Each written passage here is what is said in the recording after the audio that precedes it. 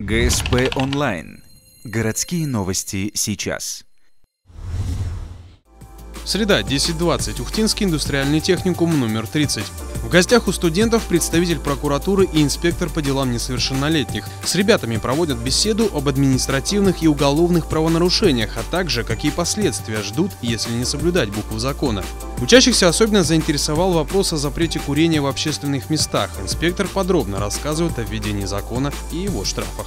Так как у нас студенты приезжие, они, как сказать, выходят из-под крыла своих родителей, чувствуют волю, поэтому им хочется многое попробовать.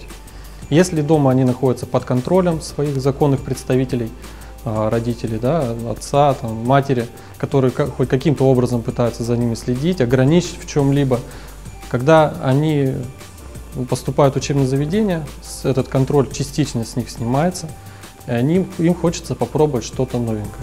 Сейчас существует база данных, куда заносятся нарушения каждого гражданина. И из-за одной ошибки в молодости выпускник может столкнуться с серьезными проблемами, например, при трудоустройстве. Каждый год индустриальный техникум выпускает более 300 специалистов, и очень важно, чтобы каждый из них смог найти себе достойную работу. По словам правоохранителей, подобные встречи и беседы способствуют эффективной профилактике правонарушений.